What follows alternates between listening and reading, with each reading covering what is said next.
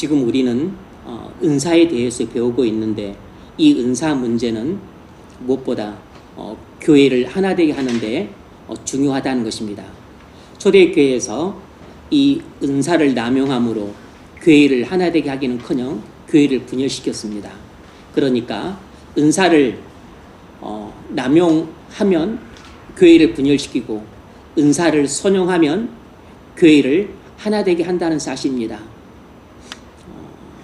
그런 측면에서 은사는 중요한 문제고 은사를 사용하는 문제는 우리 신앙에 있어서 대단히 중요한 문제라 할 수 있습니다. 그동안 우리는 서너 주에 걸쳐서 은사 사용에 관한 문제를 다루었는데 대단히 실제적이고 대단히 구체적이고 그리고 또 대단히 현실적인 문제였습니다. 여러분은 어떻게 느꼈는지 모르겠지만 저는 대단히 중요한 문제를 다뤘다고 생각을 하고 그리고 대단히 중요하다고 느꼈습니다. 이미 이 내용을 여러 차례 제가 개인적으로도 읽었고 또 개인적으로도 준비하면서 다시금 살펴봤고 또 여러분들을 또 가르치고 전할 때 또 몇 차례 했지만 사실상 다룰 때마다 새롭습니다. 심지어는 내가 언제 이런 내용을 다뤘지? 심지어 기억조차 안 나는 내용들도 상당수 많았어요. 내가 머리가 나쁜가? 이제 나이를 먹어서 이렇게 기억력이 떨어지나? 하는 생각도 없지 않았지만 워낙 내용이 많고 방대하니까 사실상 다 기억할 수도 없고 우리의 기억력만큼 믿을 수 없는 것도 없습니다. 이제 나이 먹어서는 안 그랬지만 옛날에는 기억력에 대해서만큼은 자부를 했는데 이제는 정말 믿을 게 못 되는 게 내 기억력이다 라는 생각이 들어요. 여러분도 아마 그럴 겁니다. 여러분은 저보다 훨씬 젊기 때문에 한 번 들으면 이거 다 기억하지 그럴지 모르지만 글쎄 한 일주일 동안은 기억할지 모르겠습니다. 일주일이라도 기억하면 다행이죠. 1년만 지나도 거의 대부분 까먹습니다. 그런데 그것이 5년 지나고 10년 지나면 남아있는 것이 기적이에요. 우리가 이 내용을 아마 한 8, 9년 전에 아마 다뤘을 겁니다. 우리가 배웠을 때는 그때는 여러분이 지금보다 훨씬 젊었잖아요. 아마 그때 배웠었을 때는 한 번 들으니까 다 알 것 같다. 오래도록 기억할 것 같다. 이런 생각이 들었겠지만 지금 여러분이 들을 때 아마 대부분은 다 처음 들은 내용처럼 들릴 겁니다. 언제 이런 것을 들었지? 언제 이런 것을 배웠지? 이런 생각이 들 정도로 내용들이 처음 들은 내용처럼 그렇게 다가올 거예요. 단지 내가 과거에 로마서 이것을 아마 내가 대부분 들었다. 이 기억밖에 없을 것이라고. 구체적인 내용은 여러분 마음속에 남아있지 않을 겁니다.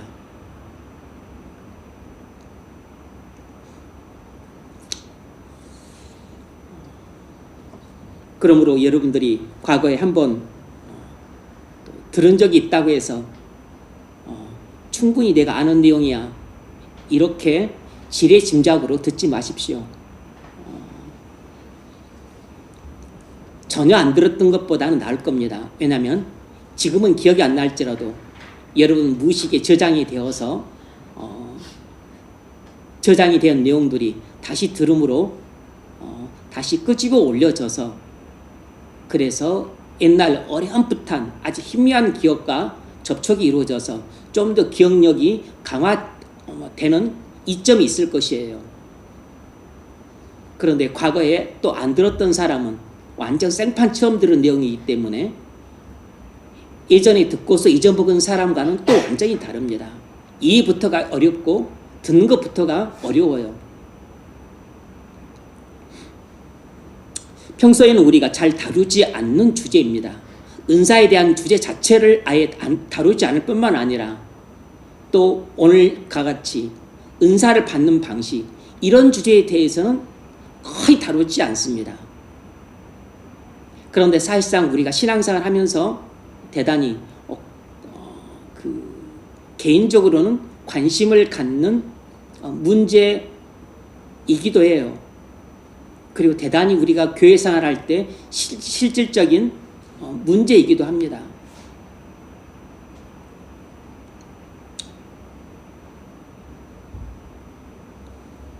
이런 것을 잘 몰라도 우리가 얼마든지 교회 생활을 잘 할 수 있고 그렇게 큰 문제가 안 될 수 있지만 그래도 이것은 우리 신앙생활에 있어서 지엽적인 문제이긴 하지만 알아두면 유익하죠. 그리고 또 잘못된 가르침에 휘둘리지 않을 수 있고 또 이단이나 사이비에 우리가 빠지거나 하는 위험으로부터 우리를 지켜주는 울타리가 되어줄 수 있습니다. 은사를 받는 방식, 이런 주제를 갖고는 거의 설교하지 않아요. 설교를 할 때 곁다리로 잠시 다룰 수는 있어도 이런 주제를 갖고 설교하지는 않습니다. 오늘은 은사를 받는 방식에 관해서 살펴보겠습니다. 성경의 많은 주제들 가운데서도 아주 지엽적인 그런 주제입니다. 아주 세부적인 주제예요. 그러니까 자주 다루지 않는 주제이기 때문에 여러분들이 오늘 배울 때 마음속에 잘 기억해 두시고 그리고 또 평생에 여러분 신앙생활과 교회 생활에 유익이 될 수 있기를 바랍니다. 서론 부분 읽어보세요. 우리는 지난 시간에 은사의 다양성에 관하여 살펴보았습니다. 여기서 사도는 은사의 교리들을 다루는 것이 아니라 은사들을 어떻게 사용해야 하는가의 문제를 다루고 있습니다. 그 이유는 초대교회 은사들을 잘못 사용함으로 많은 문제들이 발생했기 때문입니다. 그래서 사도는 은사들을 남용함으로 교회의 문제를 야기시켜서는 안 된다고 생각하고 있기 때문에 그리스도의 몸된 교회에 대한 교리의 항목 아래 은사의 문제를 다룹니다. 성령께서 그리스도의 몸된 교회를 하나 되게 하기 위해 그 지체들인 우리에게 각각 다양한 은사들을 주십니다. 오늘 우리는 은사를 받는 방식에 관하여 공부하겠습니다. 네, 지금 우리가 다루는 주제는 은사가 아니고 교회입니다. 교회라고 하는 주제를 다루는데 그 서브 항목에 은사의 문제가 있는 것이에요. 그것은 은사는 교회를 세워가는데 꼭 필수적인 항목이기 때문입니다. 교회를 잘 세워가도록 하기 위해서 성령께서 교회의 지체인 우리에게 각각 필요한 은사를 주셨기 때문입니다. 은사를 남용하거나 악용하면 교회를 무너뜨리고 은사를 선용하면 교회를 세울 수 있기 때문에 은사를 받은 우리가 은사를 어떻게 사용해야 되는가 하는 문제를 다루고 있는 것입니다.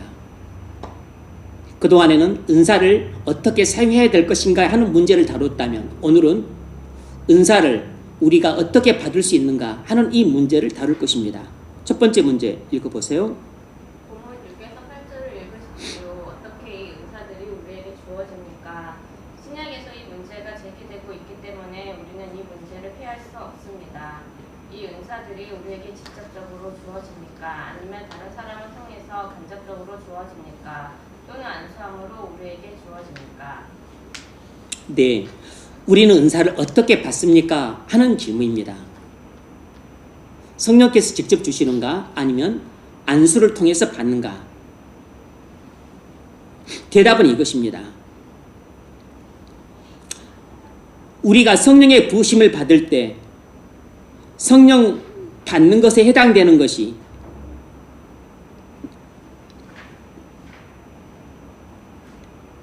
은사를 받는 것에도 똑같이 해당된다는 것입니다. 우리가 성령 부으심을 받을 때 성령 받는 것에 해당되는 것이 은사를 받는 것에도 똑같이 해당된다는 것입니다. 어려운 말 아닙니다. 사실 쉬운 말입니다. 말이 복잡해서 그렇지. 그러니까 성령을 받는 것이나 은사를 받는 것이나 원리는 똑같다는 뜻이에요. 성령을 받는 것이나 은사를 받는 것이나 원리가 똑같다는 것입니다. 그래서 먼저 성령을 받는 문제에 대해서 이야기를 합니다. 첫 번째 문제. 사도행전은 우리에게 성령의 부으심이 두 가지 방식으로 일어날 수 있다고 말합니다. 그것이 무엇입니까? 네. 우리 첫 번째 질문은 이것입니다. 우리가 은사를 어떻게 받습니까? 하는 질문이에요. 우리가 어떻게 은사를 받는가? 그것은 성령을 받는 것과 은사를 받는 것이 원리가 똑같다는 것입니다. 그렇다면 성령을 받는 것이 은사보다 더 상위 문제가 성령을 받는 것이에요. 그래서 성령을 어떻게 받는가를 알면 은사를 어떻게 받는가는 자연스럽게 알 수 있게 되는 거죠. 그래서 지금 이제 성령을 받는 문제를 다룹니다.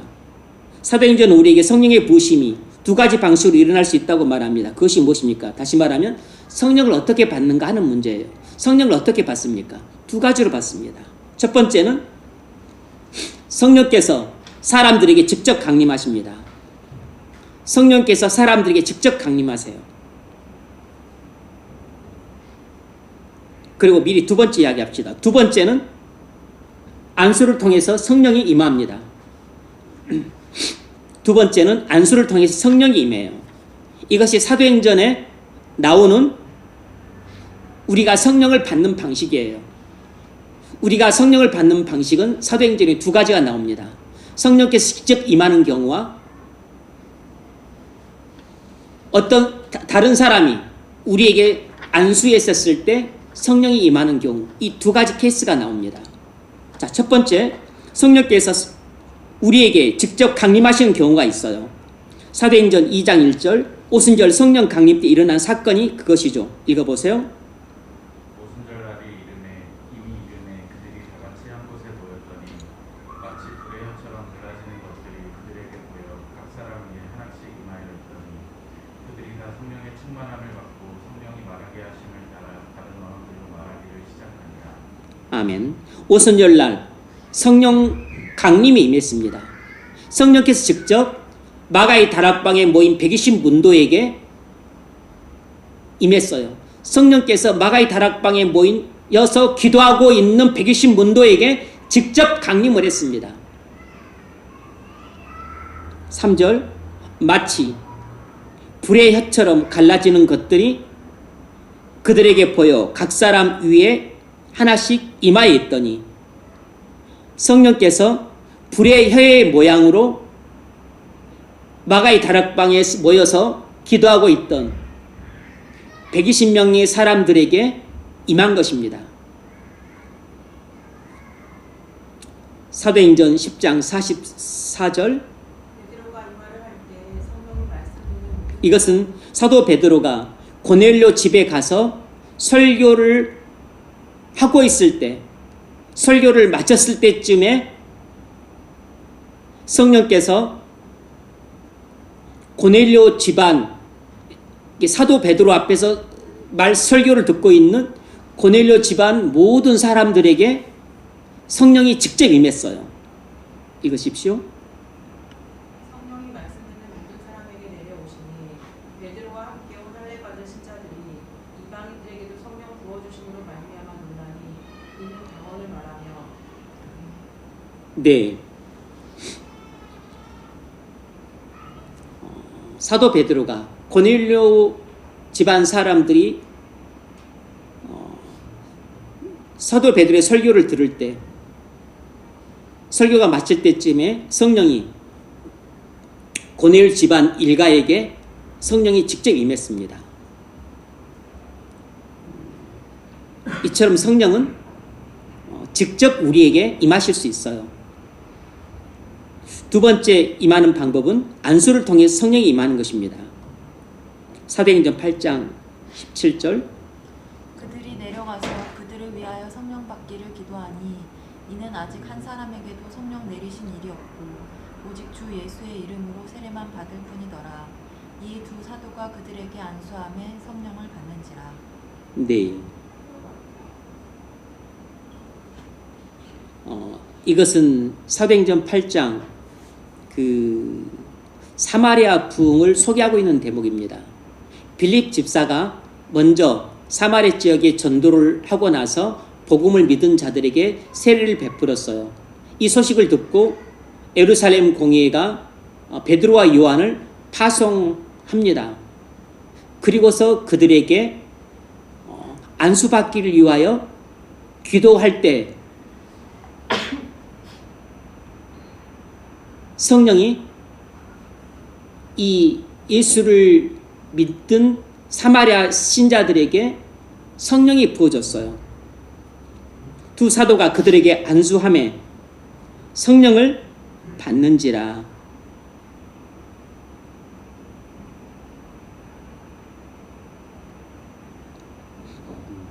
이처럼 사도들이 신자들에게 안수 기도해 줄 때 성령이 임했습니다. 그러니까 사도들은 안수 기도함으로 사람들에게 성령을 줄 수 있는 은사를 당시 사도들은 갖고 있었습니다. 이것이 사도들이 갖고 있었던 그 특권이고 은사였어요. 예수를 믿은 신자들에게 안수를 기도해 주면 성령이 그들에게 임했습니다. 사도행전 9장 17절. 아나니아가 떠나 그 집에 들어가서 그에게 안수하여 이르되 형제 사울아 주 곧 내가 오는 길에서 나타나셨던 예수께서 나를 보내어 너로 다시 보게 하시고 성령으로 충만하게 하신다 하니 즉시 사울의 눈에서 비늘 같은 것이 벗어져 다시 보게 된지라. 일어나 세례를 받고. 네, 사울이 다메섹 도상에서 회심하고 난 후 한 집에 들어가서 이제 금식하며 기도하고 있을 때 성령께서 아나니아에게 명하여 사울을 찾아가 안수 기도함으로 그의 눈을 뜨게 하라고 명하셔서 아나니아가 성령의 명령을 받아 금식 기도하고서 있는 사울을 찾아가 기도해 줄 때 안수 기도해 줬습니다. 아나니아는 사도는 아니었지만 사울에게 안수 기도함으로 성령이 사울에게 임했어요. 그래서 그의 어두워진 눈이 떠지게 된 것입니다. 눈에 있던 비늘이 벗겨지면서 볼 수 없었던 사울이 눈을 떠서 보게 된 것이에요. 그러니까 아나니아가 안수함으로 성령이 사울에게 임해서 소경이 눈을 뜨게 된 것입니다.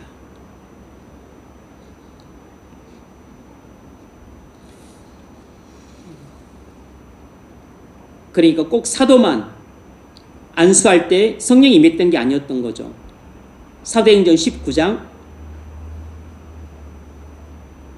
읽으세요. 그들이 듣고 주 예수의 이름으로 세례를 받으니 바울이 그들에게 안수하며 성령이 그들에게 임하심으로 방언도 하고 예언도 하니 모두 12사람쯤 되니라. 아멘. 네, 사도 바울이 에베소 교회에 갔더니 아볼로가 에베소 교인들에게 복음을 전했는데 좀 빈약했어요. 그리고 요한의 세례만 가르쳤습니다. 그러자 이 바울이 주 예수 그리스도 복음을 전하고 주 예수의 이름으로 세례를 줘요. 그리고 주 예수 이름으로 세례를 주면서 안수 기도를 해줍니다. 그때 성령이 에베소 교회 신자 12명에게 성령이 부어지게 돼요. 그러면서 그들이 은사를 받게 되죠. 그들이 듣고 주 예수의 이름으로 세례를 받으니 바울이 그들에게 안수하며 성령이 그들에게 임하심으로 방언의 은사도 받고 예언의 은사도 받았다 그랬습니다.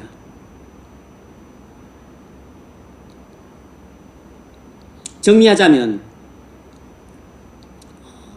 성경은 우리가 어떻게 성령을 받는가 하는 것을 두 가지로 소개합니다. 성령이 직접 우리에게 임하시기도 하고 안수를 통해서 우리가 성령을 받기도 한다는 것입니다. 그러니까 은사도 마찬가지라는 것이에요. 은사도 성령께서 우리에게 직접 은사를 주기도 하시고 또는 우리가 안수를 받을 때 성령을 받게 되면 그때 은사도 함께 오는 것입니다. 그러니까 은사도 직접 성령께서 우리에게 주시거나 아니면 안수 기도를 우리가 받을 때 성령이 임하면서 은사도 함께 오는 것이에요. 그러니까 성령이 우리에게 임하는 방식이나 우리가 은사를 받는 방식이나 똑같다는 것입니다. 왜냐하면 은사는 성령께서 주시는 것이니까. 그러니까 성령이 직접 주시든 안수 기도를 통해서 우리에게 주시든 그렇게 주시는 것이에요. 그러니까 은사는 성령께서 직접 누군가를 통하지 않고 직접 주시든지 아니면 누군가의 안수 기도를 통해서 성령께서 누군가의 안수 기도를 통해서 이렇게 간접적으로 주시든지 한다는 것입니다. 어쨌든 간에 은사는 성령께서 주시는 것이에요. 두 번째 문제 읽어보십시오. 안수의 은사가 사도들에게 특별히 주어졌습니다. 그러나 사도들에게만 주어진 것은 아니었습니다. 아나니아의 안수를 통해서 사울이 성령의 충만을 받았습니다. 히브리서 6장 2절의 안수라는 용어는 무엇을 뜻합니까? 네. 안수의 은사가 사도들에게 특별히 주어졌습니다. 그러나 사도들에게만 주어진 것은 아니었습니다. 아나니아 안수를 통해서도 사울이 성령의 충만함을 받았습니다. 히브리서 6장 2절의 안수라는 용어는 무엇을 뜻합니까? 안수라는 말은 문자적으로는 손을 얹다는 뜻이에요. 손을 얹다는 뜻인데 이제 성경적인 의미로 안수라는 말은 주의 종이 손을 얹었을 때 성령께서 성도들에게 임하시는 것을 말합니다. 그냥 안수라는 말은 주의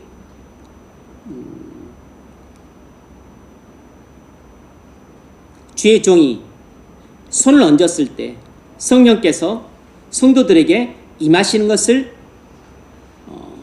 말한다고 볼 수 있습니다.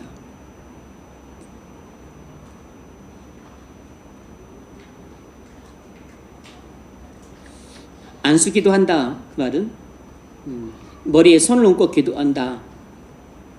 손을 얹고 기도한다 라는 뜻인데 성령께서 성도들에게 임하시기를 기도하는 것이죠. 성령께서 성도들에게 임하시기를 기도하는 것입니다. 때로는 병 낫기를 위해서, 때로는 또 성령을 부어주시기를 위해서, 때로는 또 어떤 필요한 은사를 주시기를 간구하면서 특별한 경우에 안수 기도를 하는 거죠. 디모데전서 4장 14절. 내 속에 있는 은사 곧 장로의 회에서 안수받을 때에 예언을 통하여 받은 것을 가볍게 여기지 말며. 이건 사도 바울이 디모데에게 하고 있는 말인데 디모데는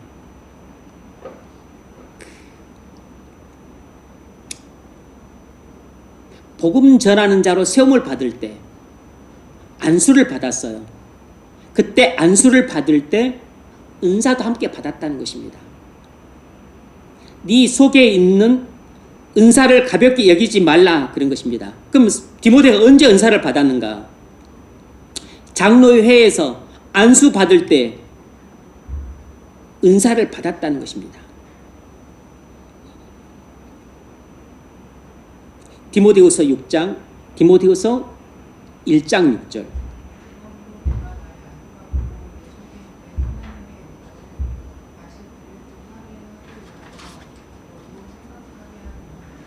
아멘. 네, 이것도 바울이 디모데에게 하고 있는 말이에요. 내가 안수함으로 네 속에 있는 하나님의 은사를 다시 불릴 듯 하기 위하여 너로 생각하게 한다 그랬습니다.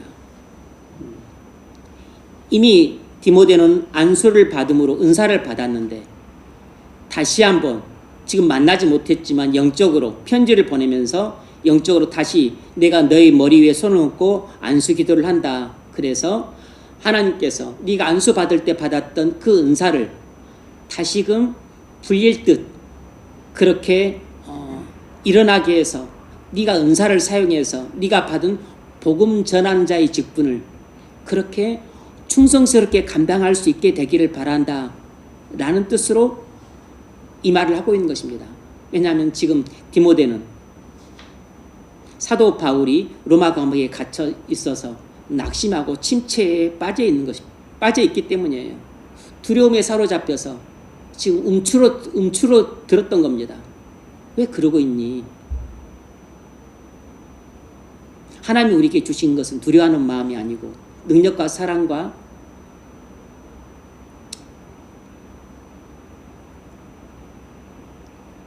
사랑이라 그랬는데 왜 그렇게 두려워하고 있느냐? 그래서 내가 너에게 다시 한번 안수함으로 네가 안수 받을 때 받았던 그 은사를 다시금 성령께서 불릴 듯 일어나게 해서 그래서 네게 맡겨진 양떼들을 잘 목회할 수 있기를 바란다 라는 것입니다. 정리하자면 우리가 성령의 부으심을 받는 방식은 두 가지입니다. 성령께서 직접 우리에게 임하시거나 아니면 안수를 우리가 받을 때 성령이 우리에게 임하십니다.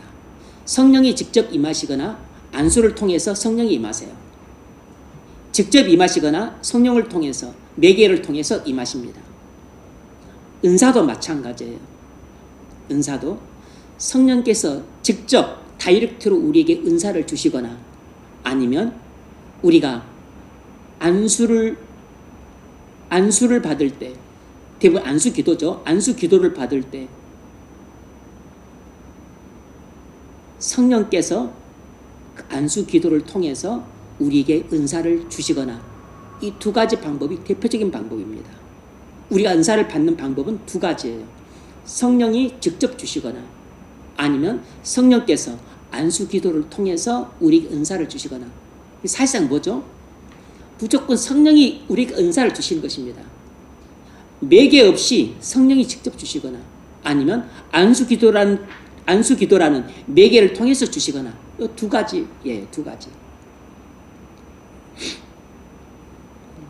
이제 이런 것이 이제 우리 교회 생활과 신앙 생활에 좀 이해 지평을 넓혀줄 수 있고 또 우리 신앙 생활에 조금 규모를 세워준다고 할까? 그렇게 할 수 있습니다.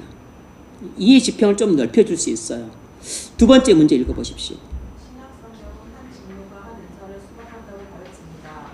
그래서 고린도전서 14장과 에베소 4장도 신령한 은사를 다루는 대목에서 특별한 능력뿐만 아니라 직분들도 언급되는 것을 발견합니다.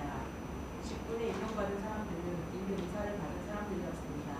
어떤 사람은 은사들을 받고 자연적으로 그 은사들이 생사되는 지경으로 나아갑니다. 은사들이 우리에게 어떤 방식으로 임합니까? 네, 문제를 다시 한번 봅시다. 신약성경은 한 직무가 한 은사를 수반한다고 말합니다. 그러니까 성령의 인도로 말미암아 어떤 사람이 어떤 한 직무를 받았다면 그 사람은 한 은사를 받은 사람이에요. 왜냐하면 성령께서는 은사를 따라서 직무를 주시기 때문입니다. 그래서 고린도전서 14장과 에베소 4장의 신령한 은사를 다루는 대목에서 특별한 능력뿐만 아니라 특별한 능력에 따라서 또 직분들도 언급되고 있기 때문이에요. 직분에 임명받은 사람들은 이미 은사를 받은 사람들이라는 것입니다. 은사를 받지 못했으면 직분에 임명될 수가 없다는 것이에요. 직분에 임명을 받은 사람들은 이미 은사를 받은 사람들이었습니다. 어떤 사람들은 은사를 받고 자연적으로 그 은사들이 행사되는 지점으로 나갑니다. 은사들이 우리에게 어떤 방식으로 임합니까? 은사가 우리에게 어떤 방식으로 임하는가? 우리는 평소에 우리가 그렇게 관심을 갖던 주제가 아니에요. 왜냐하면 이것보다 훨씬 더 중요하고 내게 우선적으로 급한 주제들이 많기 때문에 별로 관심을 갖지 않는 주제지만, 대단히 지엽적인 문제지만, 그래도 성경에 나왔으니까 우리가 잘 배우고 그리고 익히면 우리 신앙생활을 조금 더 부유하게 하고 그리고 규모 있게 하는 데 도움을 줍니다. 지엽적인 문제니까, 뭐 본질적인 문제가 아니니까 너무 사소하고 하찮게만 생각하지 마세요. 첫 번째로, 은사가 우리가 어떻게 임하는가? 간단히 이야기하자면 이렇게 말할 수 있습니다. 앞서 말했던 것처럼 똑같아요.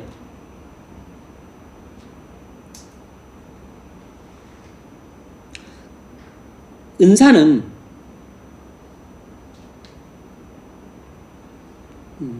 성령이 우리에게 직접 주실 수도 있고 안수를 통해서 우리에게 주실 수도 있습니다.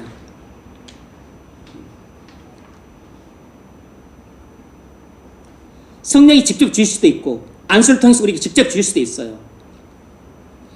다만 우리가 조심해야 될 것은 이 은사 문제를 살펴볼 때 우리가 너무 교조적이 되어서는 안 된다는 것입니다. 너무 교리에 완전히 붙잡혀서는 안 된다는 것이에요. 왜냐하면 미처 우리가 알지 못하던 다른 방식들이 있을 수 있기 때문이에요. 두 번째로, 이제 이 내용이 중요해요. 이 내용이 신약 성경 이후 교회사는 은사들이 안수를 통하기보다는 직접 임하는 것이 보편적인 체험이 되었다고 시사하고 있다는 것입니다. 신약 성경 이후에 교회사가 우리에게 보여주는 것이 무엇이냐면, 신약 성경 이후에는 교회사가 우리에게 보여주는 것이 무엇이냐면, 은사들이 안수를 통해서 임하기보다는 성령께서 직접 주시는 경우가 보편적인 체험이 되었다고는 것을 보여준다는 것입니다. 무슨 말인지 아시겠죠? 초대교회 당시, 사도행전에 나타난 초대교회 당시에는 성령이 직접 임하시기도 하고 그리고 사도들의 안수 기도를 통해서 임하는 경우도 많이 있었는데, 성령이 직접 은사를 주시는 경우도 있고 그리고 사도들이나 또 다른 사람들의 안수 기도를 통해서 은사가 이렇게 오는 경우도 있었는데, 둘 다 보편적인 체험이었었는데, 그런데 신약 성경이 완성되는 이후로는 교회사가 보여주는 것들은 이제 누군가의 안수 기도를 통해서 성령이 우리에게 누군가의 안수 기도를 통해서 성령이 우리에게 부어지거나 아니면 은사가 우리에게 주어지는 경우는 별로 안 보이고 없다는 것이 아닙니다. 오해하지 마세요. 별로 나타나지 않고 대부분은 성령이 직접 우리에게 임한다는 것입니다. 성령께서 직접 우리에게 은사를 주시는 것이 대부분이라는 것이에요. 무슨 말인지 이해가 되시죠? 이해가 되시죠? 이제 왜 이것을 잘 이해를 하고 넘어가시 중요하냐면, 교회 생활을 할 때 뭐가 보이는 것입니다.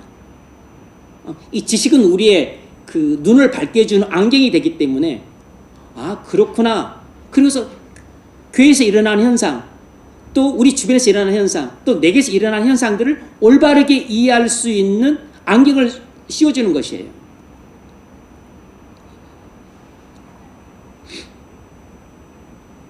그래서 안수를 통해서 은사가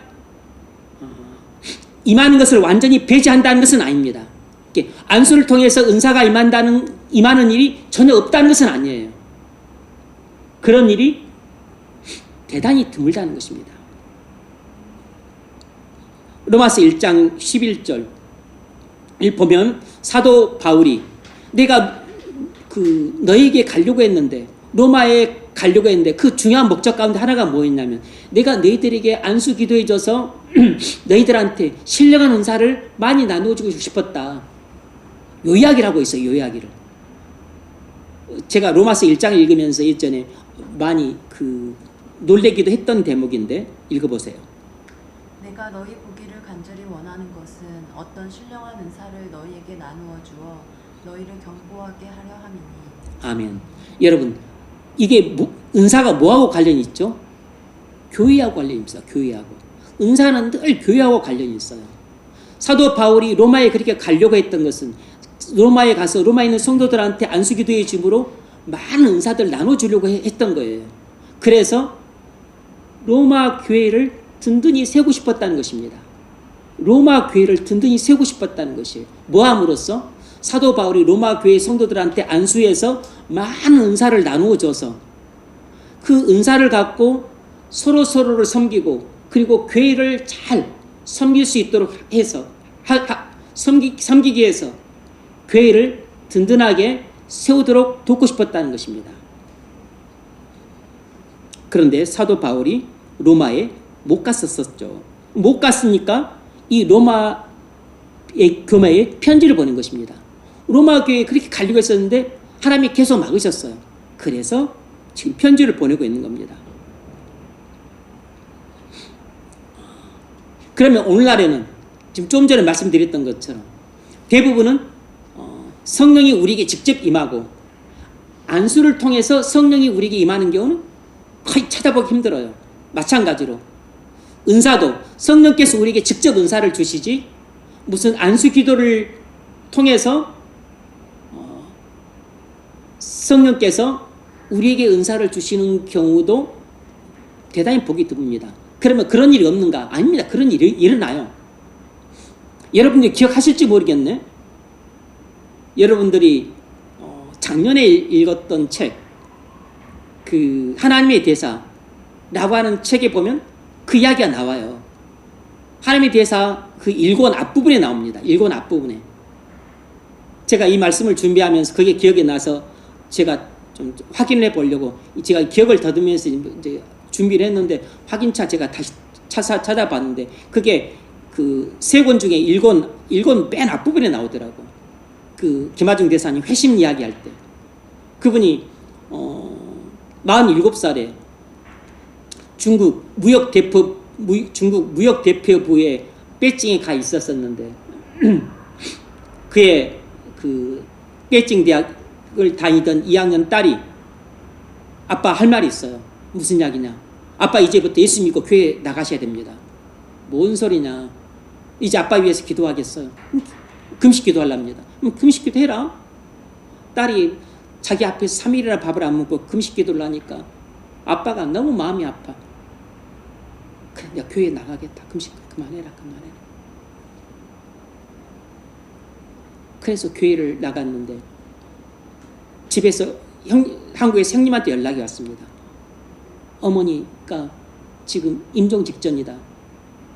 그래서 부랴부랴 비행기를 타고 갔어요. 갔더니 거의 임종 직전이에요. 네 와도 엄마 못 볼 것 같다 그랬는데 살아 계셨어요. 그러더니 어머니 제 왔습니다. 저 하중이에요. 저 왔습니다. 이제 어머니 편안히 눈 감으세요. 그랬더니 어머니가 눈물을 쭉 흐르십니다. 그러고 나서 얼마 안 있다 도착한 지 얼마 안 있다가 소천을 하세요. 그래서 대성통곡을 합니다. 그래서 이제 어머니 유품을 정리하다 보니까 성경과 찬송가가 나와. 어머니 손때가 그렇게 묻은 성경 찬송가가 나와. 거기에 또 엄마가 막 적어놓은 글도 있어. 하나님, 제가 하나님 말씀에 꼭 순종하게 해주세요. 아멘. 써놓고. 그러면서 어머니가 자신에게 해줬던 말을 기억해요. 하중아, 나는 네에 대해서 아무 걱정 안 한다. 네가 지금 교회를 안 나가지만 네가 교회를 나가게 되면 너는 정말 하나님의 큰 사람이 될 것이다. 그 이야기 생각이 나서 또 대성통곡을 합니다. 그리고서 형제들한테 뭐 어머니가 남긴 유산이 뭐가 있겠죠. 그건 다 형제들 그냥 알아서 이제 그냥 하시라고 자기는 어머니 성경하고 찬송만 갖고 다시 중국으로 합니다. 나머지 유산은 형제가 다 알아서 처리하시라고 하고. 그리고서 이제 중국에 들어갔는데 갑작스럽게 정기 인사철도 아닌데 그 국내로 들어오라고 외교부 아태국장으로 들어오라고 연락이 와요. 그런데 그 교회에 그때 이제 베이징 무슨 21세기 교회에 다니고 있었었는데 이제 신앙생활 한 지 얼마 되지 않은 이제 들어간다고 해요. 그래서 이제 아내가 그럼 가기 전에 꼭 세례를 받자. 이제 담임 목사님이 그렇게 말했던 거죠. 들어가시기 전에 꼭 세례를 받고 들어가시라고. 지금 바쁜데 무슨 세례를 받냐. 나중에 받겠다. 나 지금 세례를 받을 마음도 없다. 아내가 막 신신당부하면 오늘 이번에 꼭 세례를 받아야 된다고. 자기는 받을 마음 없는데 또 목사님이 그는 직접 교인들 데리고 와서 집에서 세례를 주겠다고 했어요. 그래서 기억나시죠? 다 읽은 거. 그래서 목사님이 그 교인들 몇 명 데리고 와서 집에서 세례를 줬습니다. 집에서 이제 머리에 물을 뿌리고 목사님 머리에 안고 기도를 하는데 세례를 할 때 이제 머리 기도하잖아요. 성부와 성자와 성령의 이름으로 김하종에게 세례를 주느라 그렇게 이제 하잖아요. 그리고 이제 또 기도를 하겠죠. 근데 그때 머리를 안고 기도할 때 정신을 잃어버려요. 그리고 쓰러지지 않았죠. 물을 끓고 있는데 몇 분간 한참 정신을 잃고 있다가 나중에 이제 눈을 뜹니다. 내가 왜 이러고 있지? 제정신이 돌아와요. 아, 내가 세례를 받고 있었지. 목사님도 그런 경험이 처음이라 목사님도 완전히 막 당황해가지고 그때 김하중 씨가 그때 성령을 받아요. 그때 성령을 받는다. 그때 본인도 모르게 회심을 하게 됐어요. 그리고 그 이후부터 놀라운 일이 일어납니다.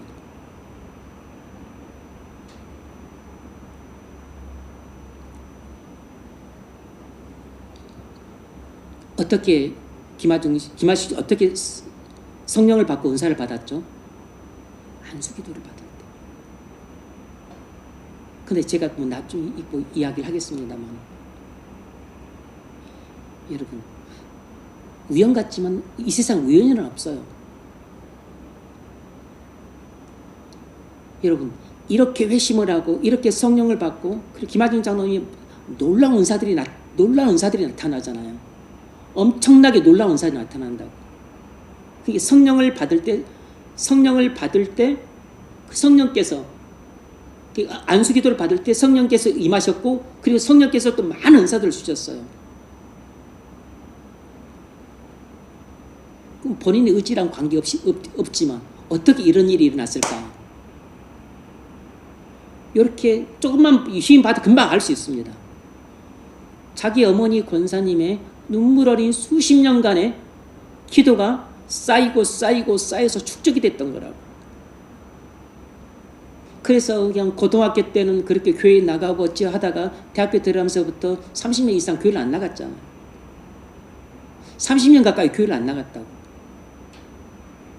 30년 만에 다시 교회로 돌아왔는데 어머니의 기도 때문에 회심도 했지만 어머니의 그 기도 때문에 그 안수 기도를 받을 때 성령이 임하고 성령께서 김하중 씨에게 그렇게 놀라운 은사들을 주신 겁니다.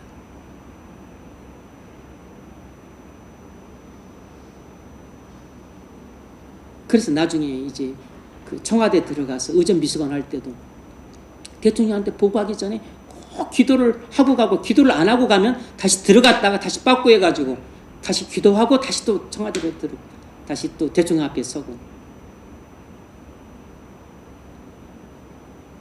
그리고 막 또 무슨 일로 또 나라 일로 인해서 막 가슴이 아프고 그러면 벽을 치면서 기도하면 그걸 또 사람들이 뭐 워싱턴에 있는 사람들이 뉴욕에 있는 사람들이 그걸 또 알고서 벽 치고 기도하지 마라 그러고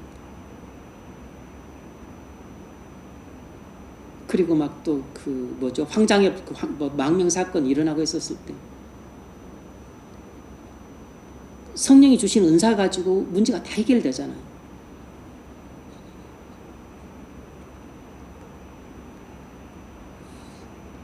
하나님의 은혜로 이루어지는 건 사실이지만 우리의 그 기도를 통해서 이런 은사도 우리가 받게 된다는 사실 잊으면 안 됩니다.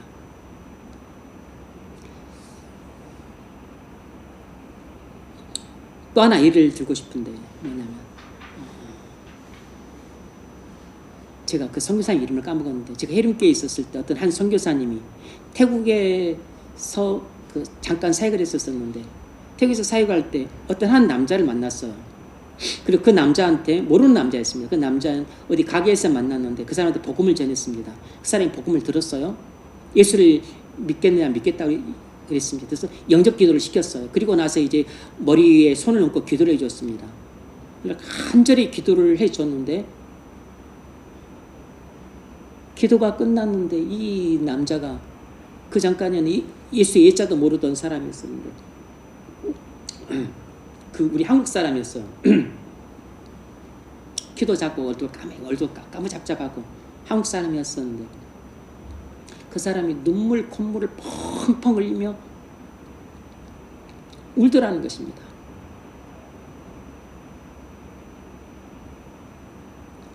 그 사람이 안수 기도를 받을 때 성령을 받은 겁니다. 성령. 그리고 은사도 함께 받았죠. 나중에 그분이 놀랍게도 태국 선교사님이 되세요. 이름이 조성기 선교사님이신데 그분 은퇴하셨습니다.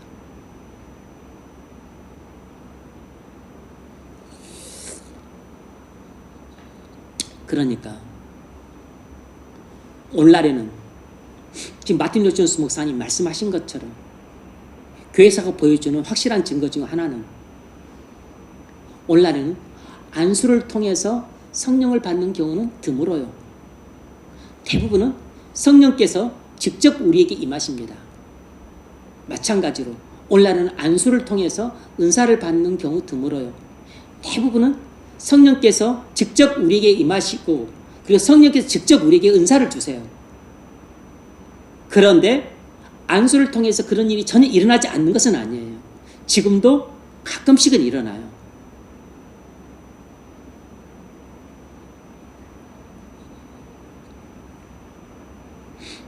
정리하자면 오늘날에는 대부분 성령께서 직접 임하시면서 은사도 직접 주십니다. 하지만 가끔은 안수기도를 통해서 성령이 임하고 은사가 임하기도 하는 것입니다. 이해가 되시죠? 네.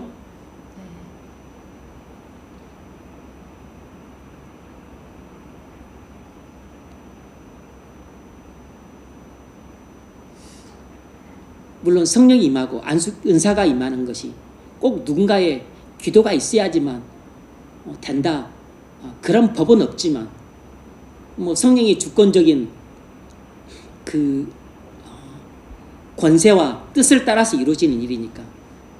하지만 많은 경우는 이것도 역시 교회사가 증거하는 것인데 누군가가 나를 기도해 주고 그래도 그런 기도가 쌓이고 그런 기도가 축적이 되었을 때 김하중 씨가 30년 만에 그렇게 회심을 하고 성령을 받고 그렇게 놀라운 은사를 받았던 것이 본인의 노력 때문도 아니고 의지 때문도 아니고 우연도 아니잖아요. 그에 앞서서 그의 아내의 간절한 기도와 또 아내의 그 기도 부탁을 통한 주변 사람들의 또 그 기도와 그리고 막 딸이 막 금식 기도하고 이런 것도 있었지만 자기 어머니 권사님이 평생토록 눈물로 기도하고 간구하고 해왔던 것들이 축적이 된 것이 이렇게 나타난 것입니다.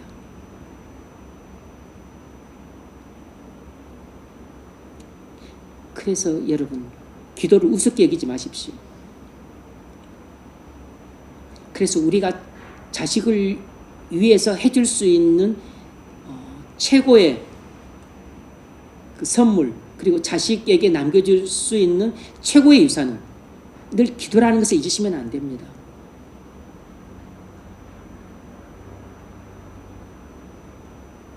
그래서 이 김하중 장로님은 엄마가 남겨준 뭐 유산들이 있었을 텐데 다 형제들한테 양보하고 성경하고 엄마가 쓴 성경하고 찬송가만 갖고 갔어요. 그래서 자기가 어디를 가든 간에 엄마가 쓰던 성경과 찬송가를 갖고 간답니다. 그래서 엄마의 채취와 향기를 느끼려고.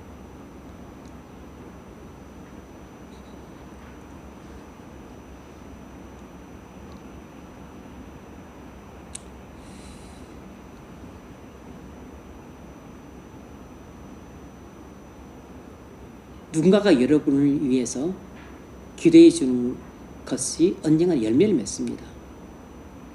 또 여러분의 부모님이, 여러분의 또 할머니, 할아버지가 기도해 주는 것이 그것이 10년이 지나고 20년이 지나고 30년이 지나서 열매를 맺을 수 있어요. 혹 그런 것이 뭐 기도할 만한 상황이 아니라면 여러분이 그런 성령 받기를 사모하고 그렇게 은사 받기를 사모하고 열망하고 고대하면서 여러분이 그렇게 기도를 하십시오. 그러면 그것도 10년이 지나고 20년이 지나고 30년이 지나면서 열매를 맺을 때가 반드시 올 겁니다. 그 이야기를 꼭 하고 싶었습니다. 네 번째 문제 읽으세요. 여기서 바울이 초대교회의 일상적인 삶에 대해 우연히 묘사하고 있다면 오늘날에는 어떻게 은사가 주어진다고 봐야 합니까? 로마서 12장 6에서 8절과 고린도전서 14장은 오늘날 교회가 작용하는 모습을 그려주고 있습니까? 네.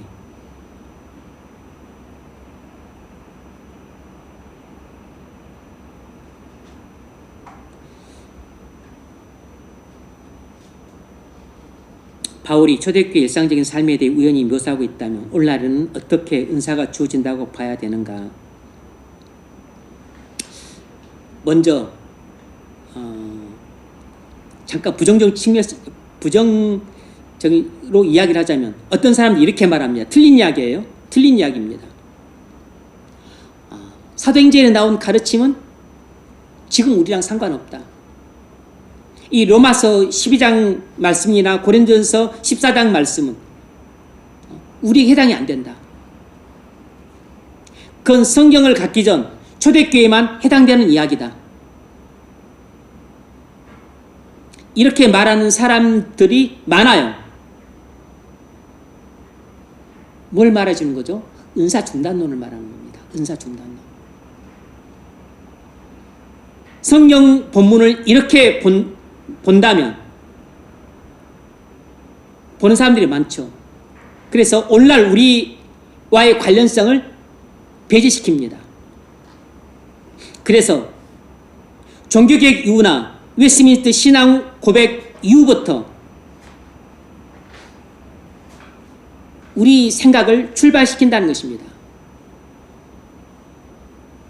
종교개혁 이후의 가르침, 그리고 웨스트민스터 신앙 고백 이후의 가르침만 절대시화한다는 것이에요. 그런 관점으로 우리의 사고방식을 통제하는 것은 완전히 비성경적이라는 것입니다. 이것이 마틴 루이스 목사님의 관점이에요. 그분의 견해입니다. 물론 저도 거기에 동조를 하죠.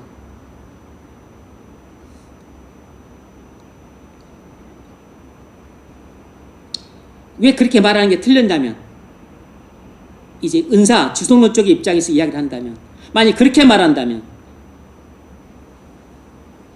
신학의 많은 부분은 오늘날 신앙사를 하고 있는 우리와 관련성이 없다는 것입니다. 은사 중단론의 입장에 있게 되면 사도행전뿐만 아니라 신약성경의 많은 내용들을 오늘날 우리에게 적용시킬 수가 없다는 것이에요. 우리에게 적용될 신약 성경의 부분들이 너무 적어진다는 것입니다. 신약 성경 거의 대부분에 대해서 그것은 오늘날 우리에게 적용되지 않아 이렇게 말하게 된다는 것입니다. 그럼 신약 성경의 많은 부분이 무용지물이 되는 것이에요.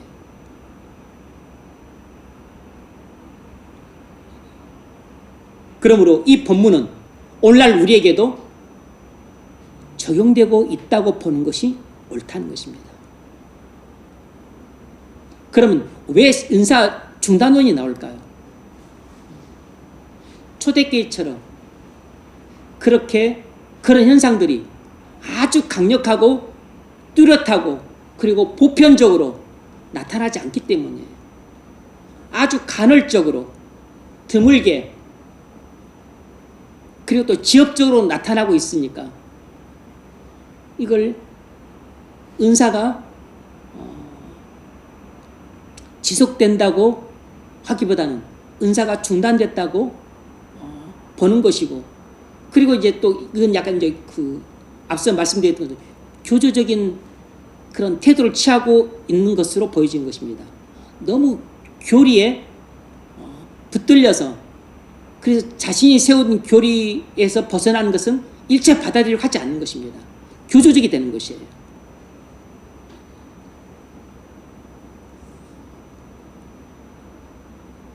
그리고 이제 또 하나의 반작용은 이런 은사 문제를 가지고 많은 사람들이 남용을 하고 오용을 하고 악용을 해서 교회를 어지럽히는 경우들이 발생하기 때문입니다. 이 은사 문제에 대해서 이단들이 발생하고 사이비들이 발생을 해서 교회를 어지럽히는 경우들이 많이 발생하기 때문이에요. 그래서 신의 은사를 행해서 병을 고칩니다. 그런데 막 그거 가지고 또 막 대단한 능력을 행하면서 오히려 교회를 세우는 것이 아니라 교회를 허물어뜨려요. 막 이런 사람들, 이제 권사님이 막 신의 권사로 병을 고친다. 장로님이 신의 권사로 고친다. 그러면 이제 또 목사님을 무시하고 또 목사님에 대해서 막 또 비판하고 그러면 교회 질서가 무너지는 것이에요.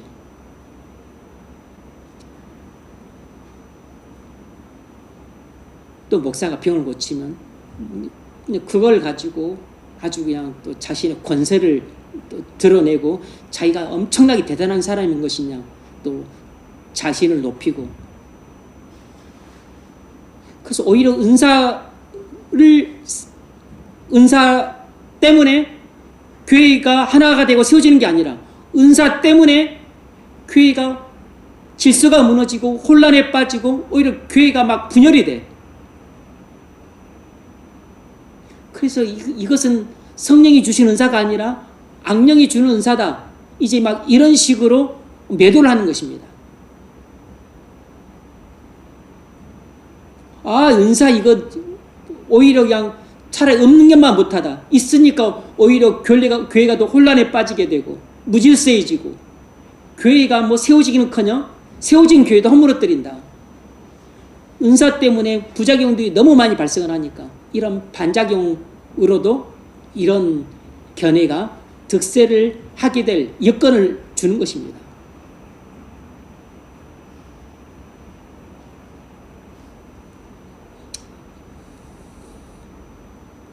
그러나 화재가 많이 발생해서 인명피해가 나고 집이 나고 또 서천 특화시장이 다 불타고 강원도에 막 산불이 나고 그래서 엄청난 피해를 본다고 해서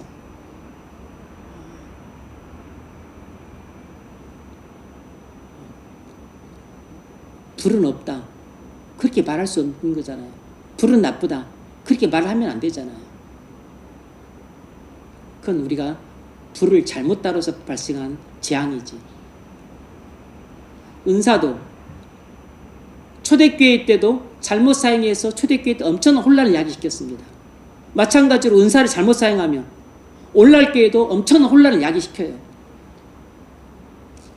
그렇다고 해서 은사가 지금도 나타나고 있는데 초대교회만큼은 아니죠. 너무 약하게 드물게 간헐적으로 그리고 지엽적으로 나타나니까 나타나는지 안 나타나는지 잘 모르죠. 그리고 희미하게 나타나니까 그것조차도 나타나면 또 교회가 막 혼란에 빠져 어지럽혀진다고. 차라리 없는 것만 못하다고 느껴질 때가 많을 정도의 일들이 나타납니다. 그러니까 그냥 은사에 대해서 너무 배관시해요. 또 한편으로는 은사주의까지 나타나. 은사주의까지. 이게 또 더 큰 문제를 야기시키는 것입니다. 교인들을 막 또 계급화시켜요. 은사를 받은 사람과 안 받은 사람.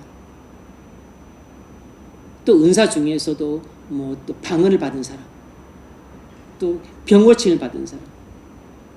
그리고 이제 우리가 지난 시간에 배웠던 것처럼 구제 은사, 국률의 은사, 기도의 은사 이런 것은 완전히 뭐 무시하고 병고침 은사라든지 방언의 은사라든지 이런 것만 막 축겨 세우고.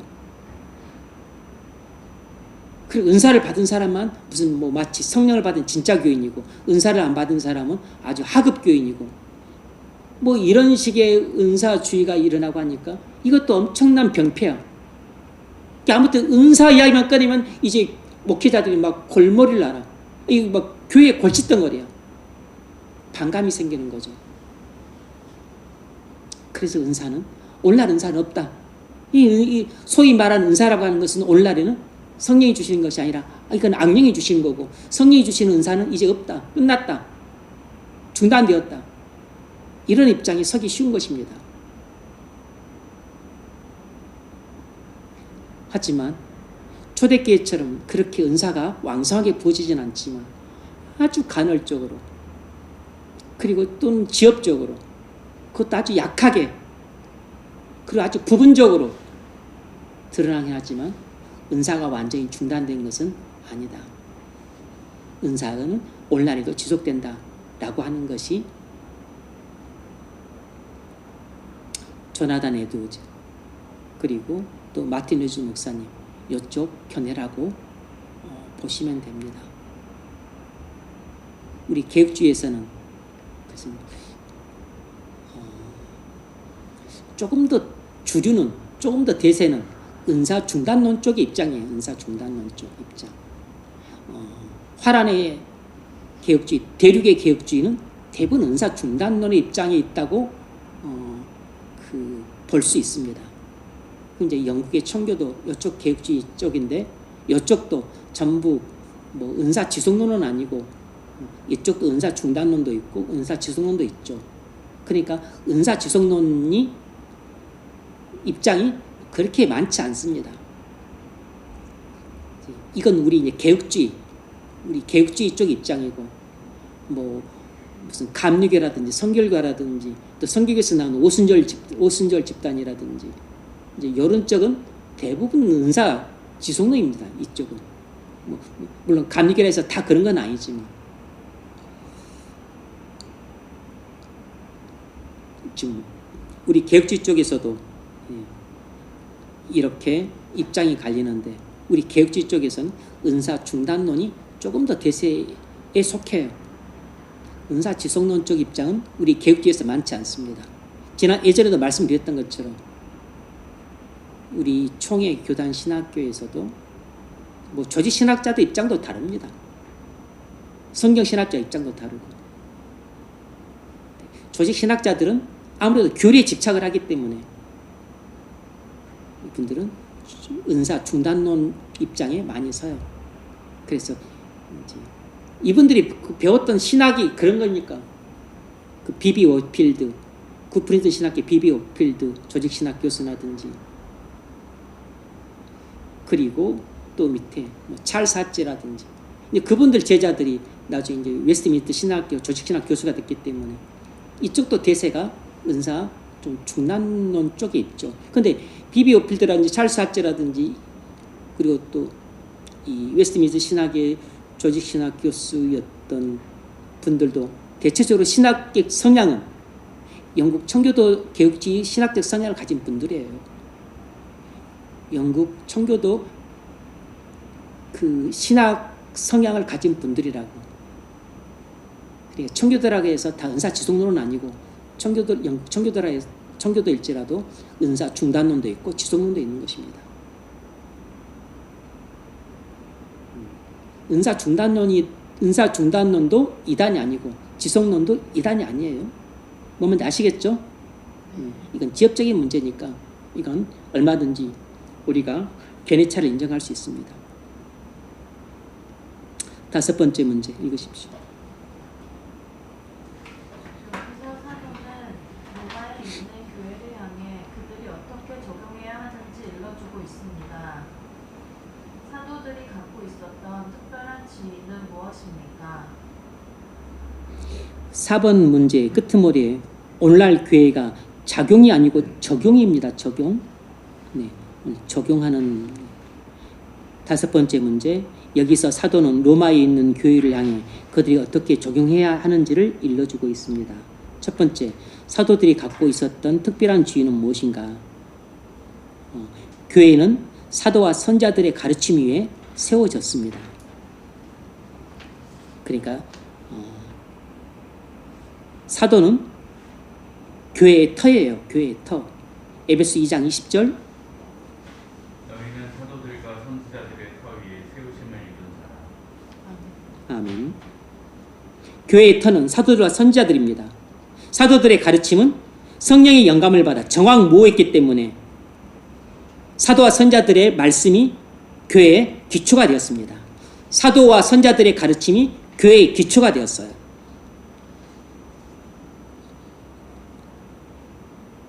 기초는 한 번 세워지는 것으로 충분합니다. 2번, 3번 세워지는 게 아니에요. 그러니까 교회의 기초는 사도와 선지자들의 가르침이지 다른 사람들의 가르침이 될 수 없고 그리고 신사도 운동 같은 것들이 있을 수가 없는 것입니다. 신사도라는 용어 자체가 대단히 이단적이에요. 신사도라는 용어 자체가 이단적이라고. 그런 용어 자체가 있을 수가 없는 겁니다. 사도라는 용어는 초대교회로 끝난 것이에요. 선지자라는 용어도 끝난 것입니다.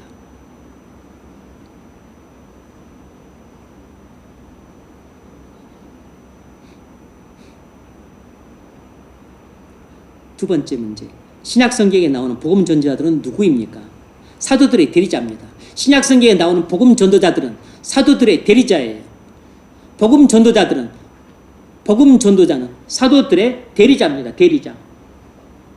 누구죠? 디모데, 디도, 빌립 이런 사람들은 사도들을 대리해서 일하는 사람들이었습니다. 사도들은 전도자들을 대리자로 파송했어요. 그래서 교회를 감독하고 지도했습니다. 디모데 복음 전도자입니다. 디도 복음 전도자예요. 빌립 복음 전도자입니다. 그들에게 권한을 유임해서 파송해서 권세를 갖고 교회를 지도토록 했습니다. 그래서 에베소 4장에서도 순서가 나오잖아요.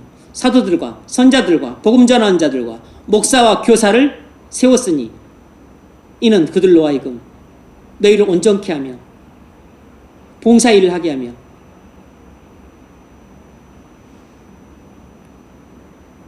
교회를 세우게 하려 하심이라.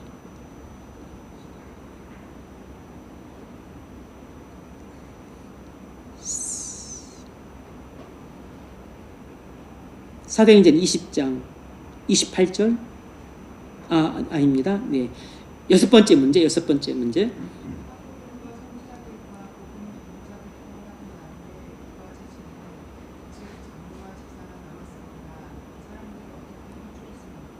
네. 왜 지금 이렇게 질문했는지 좀 의심스러운데 사도와 선자들과 복음 전하는 자들과 그 다음에 목사와 교사라고 하는 것이 나왔는데 이것은 빼고 지금 질문을 이렇게 해놨어요. 장로와 집사만 남았습니다. 아마 목사는 이 장로에 지금 포함을 시킨 것 같아요. 당시 초대교회 때는 특별히 목사라는 직분이 없고 장로 속에 이제 그 강도장로가 목사죠. 7위 장로는 그냥 장로고 아마 거기에 포함시킨 것 같아요.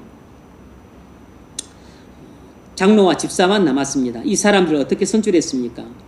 장로와 집사는 어떻게 선출했는가? 교회가 성령의 인도하심을 받아 선출했습니다. 장로와 집사는 교회가 성령의 인도하심을 받아 선출했어요. 교회가 선출했습니다. 하지만 성령의 인도와 감동을 받아서 선출했어요. 사도행전 2장, 사도행전 20장 28절 여러분은 자기를 위하여 또는 온 양떼를 위하여 산다라. 성령이 그들 가운데 여러분을 감독자로 삼고 하나님이 자기 필요사신 교회를 보살피게 하셨느니라. 네, 사도 바울이 에베소 교회 장로들에게 한 이야기입니다. 성령이 너희를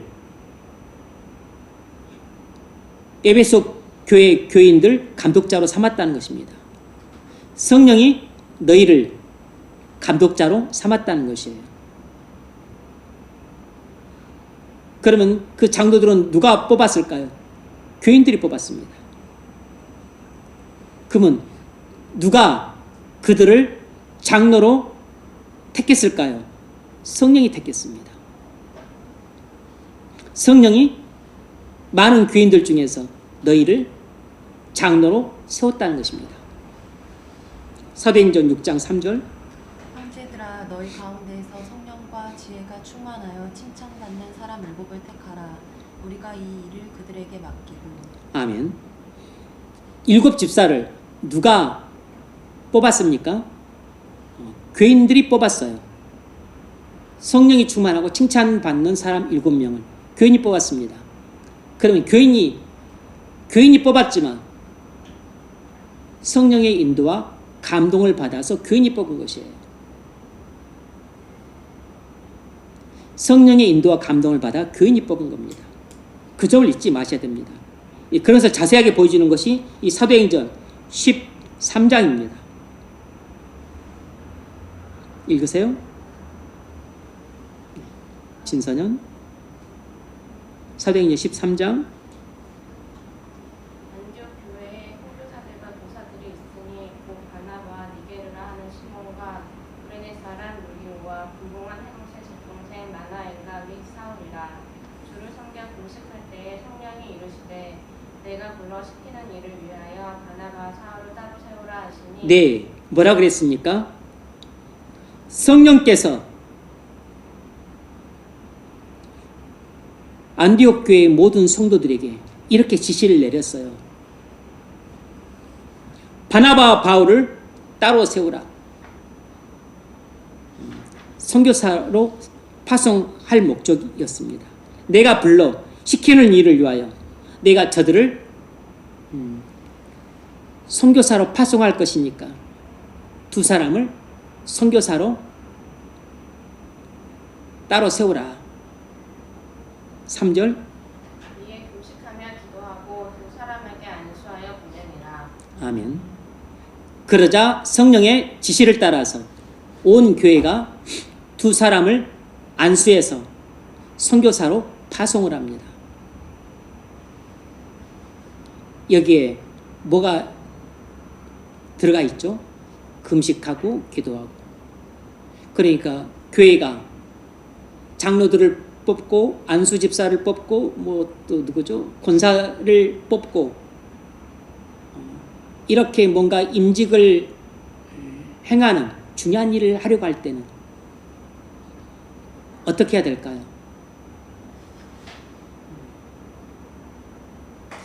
성령의 인도와 감동을 받기 위해서 오래도록 기도하는 일이 꼭 필요합니다. 그리고 필요하다면 금식하는 일이 꼭 필요해요. 그래서 이렇게 교회에서 어떤 중직자를 또 세울 때는 초대교회는 보편적으로 했던 일이 금식하고 기도하는 일이었습니다. 금식하고 기도하는 일이었어요. 이 안디옥 교회만 그런 게 아닙니다. 그 다음 읽어보세요. 각 교회에서 장로들을 택하여 금식 기도하며 그들이 믿는 주께 그들을 위탁하고. 아멘.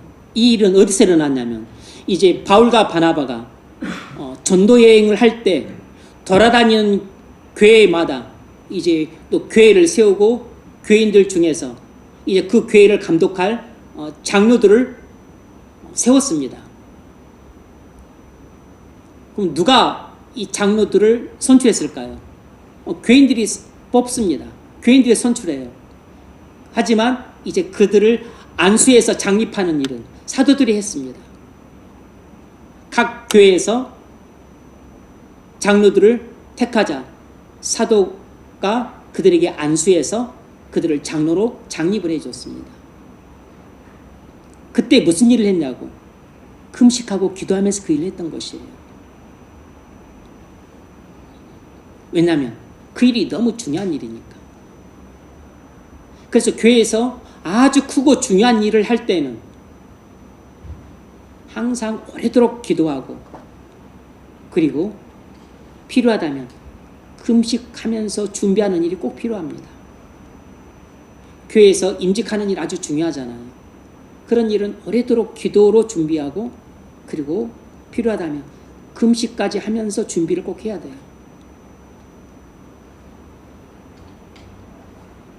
그런 측면에서 보자면 오늘날 교회는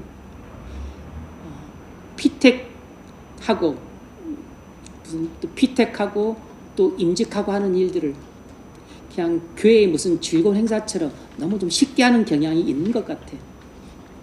어떤 교회는 그냥 막 3년에 한 번씩 임직식을 하는 경우도 있더라고. 뭐 사람이 많아서 뭐 또 그랬을 수 있겠죠. 네, 그냥 너무 인간적으로 너무 많이 하는 것 같아요. 인간적으로 그런 일들 너무 많이 행하는 것 같아요. 심지어는 또 직분을 매간매직하는 것처럼 그런 이야기까지 너무나 많이 들려와서 우리가 성경에서 보는 것과 너무 거리가 멀죠. 성경에서는 이렇게 장로들을 세울 때, 직분자들을 세울 때 맨 먼저 나온 게 금식이에요. 그리고 기도한다는 이야기가 나오고 금식하고 기도한다는 이야기가 나오는데 오늘날 교회는 직분자들을 세울 때 금식하고 기도한다는 이야기는 안 나오고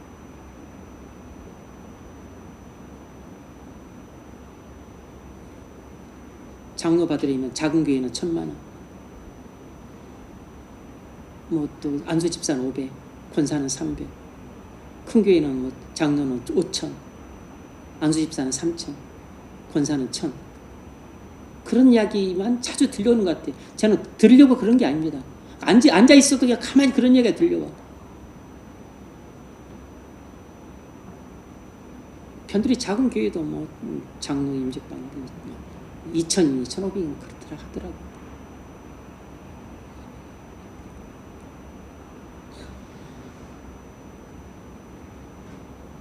기도를 안 하고 금식을 안 하니까 돈을 주고 직분을 사는 것 같아요.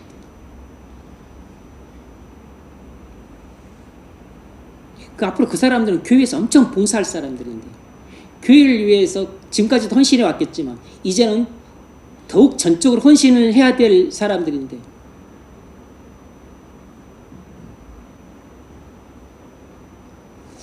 헌신을 다짐하는 의미에서 헌금을 그렇게 받는 건가?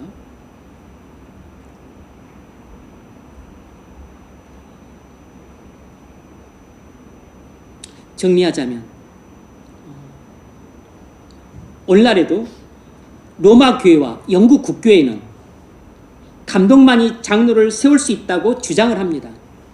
로마 교회뿐만 아니라 영국 국교회도 감독만이 장로를 세울 수 있다고 주장을 해요.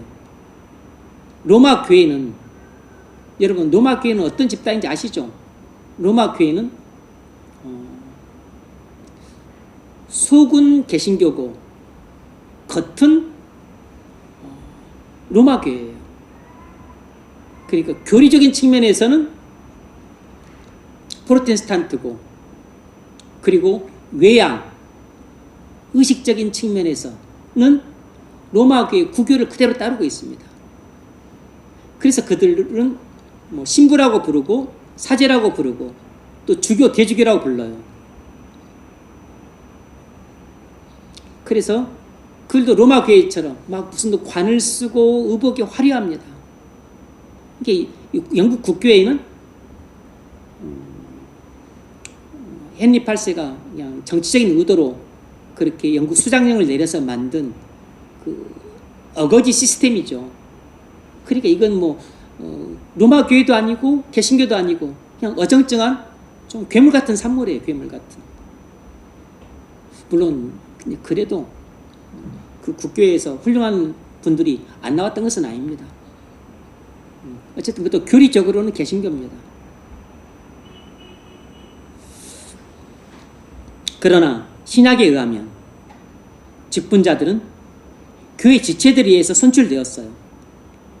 그리고 안수에서 장립은 사도들이 했습니다. 이것이 교회 질서입니다.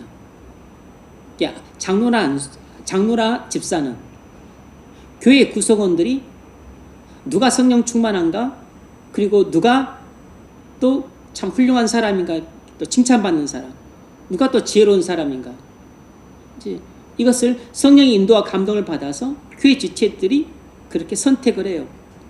선출을 합니다. 그러면 사도들은 그들을 안수해서 또 장로로, 집사로 장입을 합니다. 이것이 교회 질서입니다. 이것이 초대교회가 보여주는 질서예요. 오늘날 교회도 이와 같은 방식으로 하면 되죠. 교인들이 장로와 집사를 선출하면 목사가 또 안수해서 장로로 장립하고 집사로 장립하는 것입니다. 7번째 문제. 여러 해가 지나면서 교회 생활의 질서를 세워나가는 일에 있어서 결단이 이루어집니다. 그것이 무엇입니까? 네. 장로들 가운데 한 사람이 교회를 이끌어가기 위한 지도자로 지명이 되었다는 암시가 있습니다. 장로들 가운데 한 사람이 교회를 이끌어가기 위한 지도자로 지명이 되었다는 암시가 있어요. 여러 명의 장로가 있었지만 어떤 한 사람이 교회를 지도할 지위를 받게 된 것입니다. 여러 명 장로들이 있었지만 그중 한 사람이 교회를 주도할 지위를 받게 된 것이에요.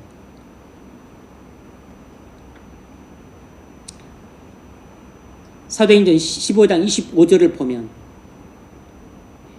예루살렘에 12사도가 있었잖아요. 이게 예루살렘에서 공회가 열립니다. 그러면 공회 의장이 있어야죠. 의장이 공회를 주도하니까. 그때 사도들이 있었는데 그 중에서 누가 의장 역할을 했는가? 사도행전 15장을 보면 야고보 사도가 했다는 것을 알 수가 있어요. 야고보 사도가.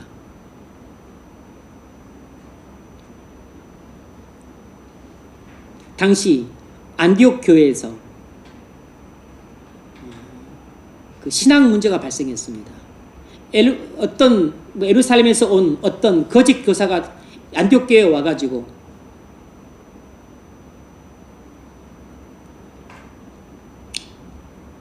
할례와 그리고 모세율법을 지켜야 된다는 거짓 주장을 펼쳤습니다.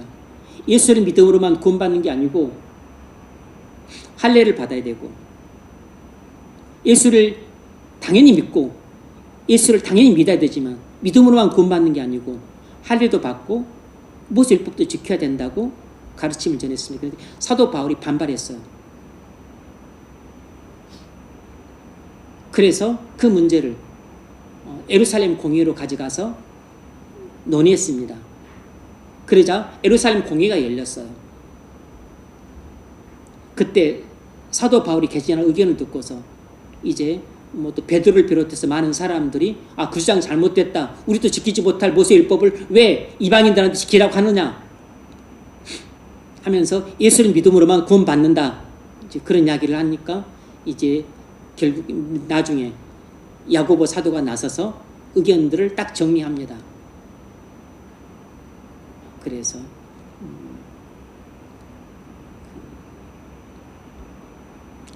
목매어 타는 그 짐승들, 그리고 또 피채 먹지 말고 그런 것만 하지 말고, 그리고 이 바울의 가르침이 옳다. 우리는 전적으로 우리는 바울과 바나바를 지지한다. 그래서 우리가 바울과 바나바와 함께 가서 우리 예루살렘 공회의 의견을 전할 사람들 몇 명을 보내도록 하겠다. 이렇게 딱 정리를 누가 하냐면 야고보 사도가 해요. 그러니까 야고보 사도가 당시 그 12사도가 있던 예루살렘 공회의 의장 역할을 하고 있다는 사실을 알 수 있는 거죠. 사도행전 15장 25절.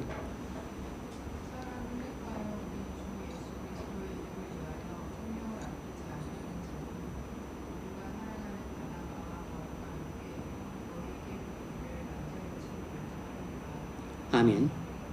네. 이렇게 누가 선언할 수 있죠? 의장만이 선언할 수 있죠. 의장만이. 사람을 택하여 우리 주 예수 그리스도의 이름을 생명을 아끼지 아니하는 자인 우리가 사랑하는 바나바와 바울과 함께 너에게 보내기를 만장일치로 결정하였노라. 그러니까 당시 예루살렘 공회의 의장이 야고보 사도였다는 걸 알 수 있습니다. 거기에 야고보가 마라에 이르기를 하는 내용이 나오거든요.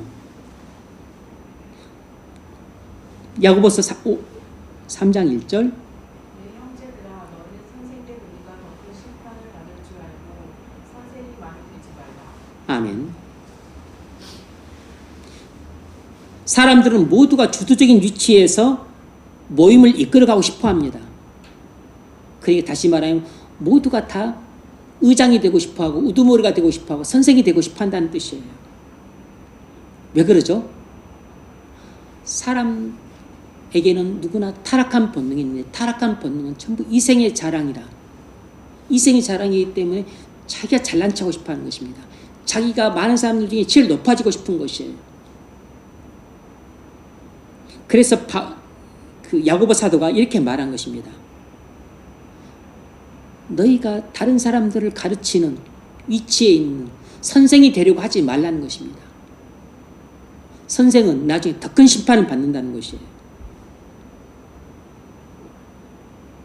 모든 일을 질서를 따라 하기 위해서 자기들 중에서 주관하는 장로의 뒤에 서야 할지 결정해야 되는 것입니다.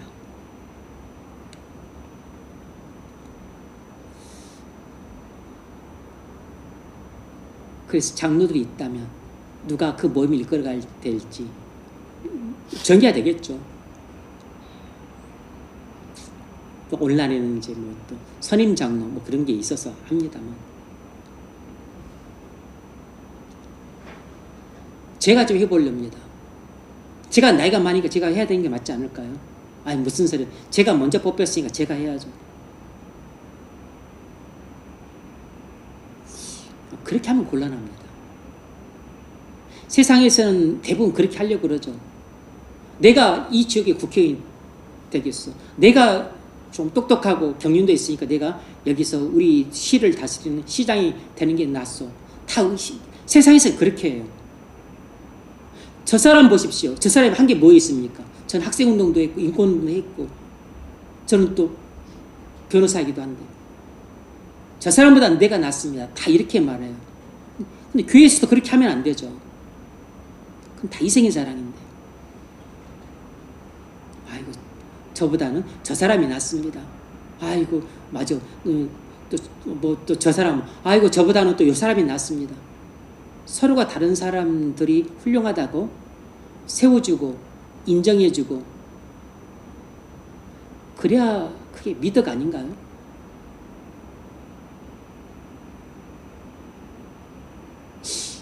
제가 이건 그냥 그 소문으로만 들은 이야기라 제가 사실 파악을 못해서 예전에 어떤 장로교 신학교에서 총장을 뽑는데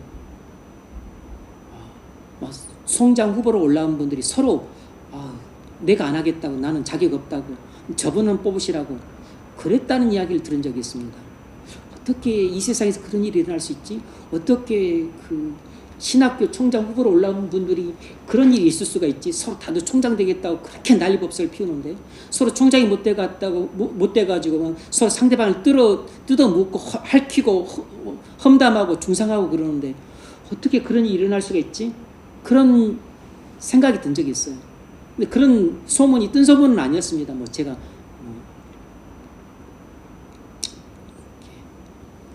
확실한 사람들로부터 들은 이야기니까. 원래 교회는 그런 곳이 돼야 되는 거죠. 총장 본인 의사가 아니고. 근데 또 얼마 전에 우리 총신 얼마 전에 아마 몇 년 됐을 겁니다. 총신 총장을 뽑았는데 총장 후보로 아마 자천타천으로 들어왔겠죠. 뭐 5명이 들어왔는데 그 중에서 2명은 탈락하고 또 3명이 올라왔는데 그 뭐 자천타천이겠죠. 그럼 또 총장으로서 또 총장의 변, 또 총장으로서의 어떤 각오, 뭐 또 앞으로 운영 뭐 방침 다 본인이 되겠다는 거예요. 아, 나는 그냥 총장 자격증 나 사퇴하겠다. 아, 뭐 나보다는 저분이 훌륭한 뭐 다른 분이 됐으면 좋겠다. 저분이 됐으면 좋겠다. 다 본인이 되겠다는 거, 본인. 다 본인이 되겠다. 서로 총장이 되겠대, 서로. 아, 난 그 이야기만 들어도 그냥 답답하더라고. 서로 총장이 되겠대, 서로. 그 속에는 깊은 뜻이 있을 수도 있겠죠. 서로 총장이 되겠대. 그럼 누가 돼야 되지? 몇 년 전에는 우리 재단 이사장을 뽑았어요. 재단 이사장을. 재단 이사장 후보도 몇 명 있는데 또 몇 명 뭐 중에서 간추려서 또 3명이 올라왔습니다. 근데 뭐 또 이래저래 막 말들 많고 하는데 서로 재단 이사장이 되겠다는 거예요.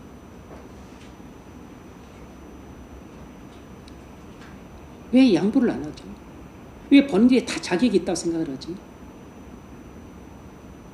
왜 본인이 해야만 그 모임을 잘 이끌어갈 수 있다고 생각을 하죠?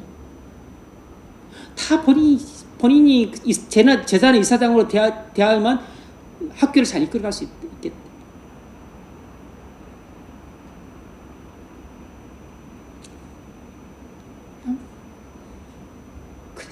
그래서 제가 그냥 교단에서 나온 신문 잘 안 봅니다. 거의 안 봐요. 마음을 즐겁게 주는 기사, 읽으면 막 의욕이 돋는 기사, 막 마음을 고무시키고 막 힘이 솟고 기쁘고 즐겁고 그런 기사가 없어. 그냥 읽으면 다 답답하고 깝깝하고.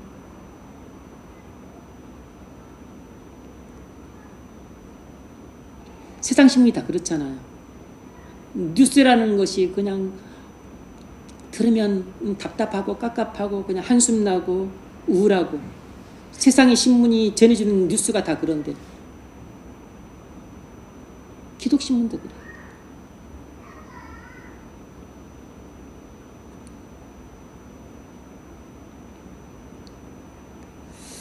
결론. 어떻게 자유와 질서를 조화시킬 것인가?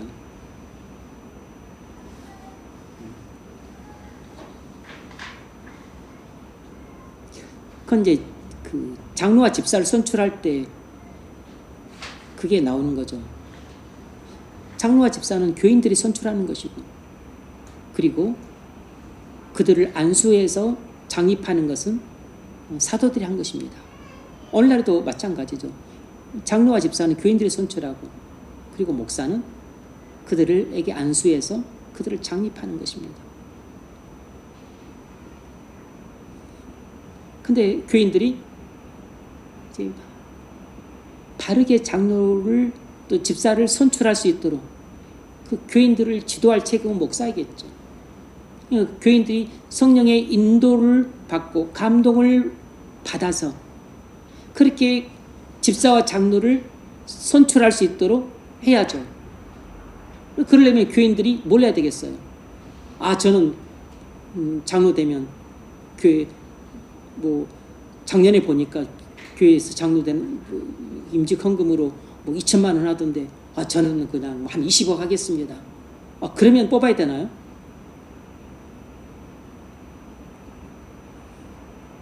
교인들이 성령의 인도와 감동을 받아 사람들을 뽑을 수 있도록 오래도록 기도를 시켜야 되지 않을까요? 그리고 필요하다면 또 금식하면서 그렇게 준비를 해야 되지 않을까요? 혹시 교회가 선교사를 파송한다 그러면 안디옥 교회처럼 그렇게 또 선교사 파송을 위해서 오래도록 누구를 선교사로 파송할 것인지 어디로 파송할 것인지를 위해서 또 오래도록 기도하고 금식하면서 준비를 해야 되지 않을까요? 자유와 질서가 잘 조화를 이루어야 됩니다. 성령 충만한 사람들은 능동적인 한 몸이에요. 성령 충만한 사람들은 은사를 능동적으로 나타냈습니다. 그래서 은사를 갖고 자신을 과시하고 자랑할 목적으로 사용한 게 아니고 은사를 갖고 자기를 희생하고 그리고 자기를 부인함으로써 지체들을 돕고 교회를 세우는 목적으로 은사를 썼어요. 그런데 은사를 남용하고 악용한 사람들은 자신을 자랑하고 자신을 과시하고 그리고 은사가 없는 사람들을 무시하고 그러면서 교회를 허물어뜨리는 목적으로 썼습니다. 그 대표적인 예가 고린도 교회예요. 그래서 오늘날 교회도 은사를 받은 사람들이 은사를 제대로 활용을 못하게 되면 안 받은 것만 못하게 됩니다.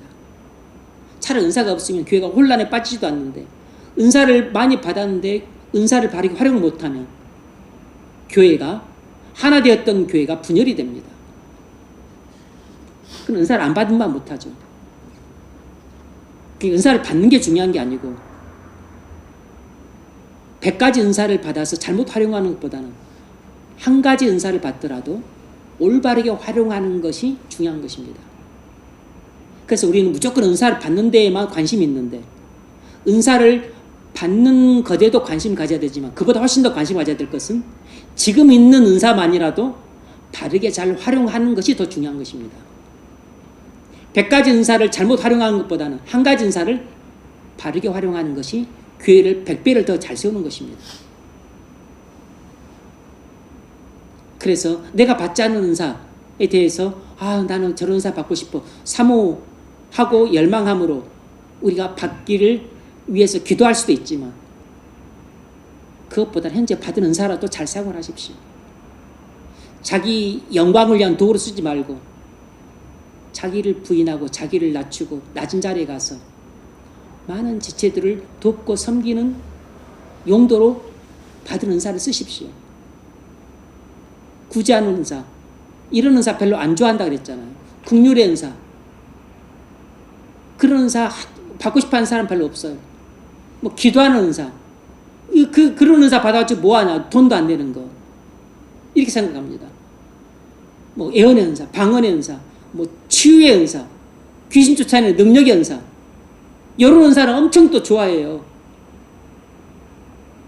근데 진짜 교회를 세우는 은사들은 이런 은사들입니다. 긍휼의 은사, 구제의 은사, 뭐 기도하는 은사, 믿음의 은사, 이런 은사들은 진짜 교회를 세우는 은사들입니다.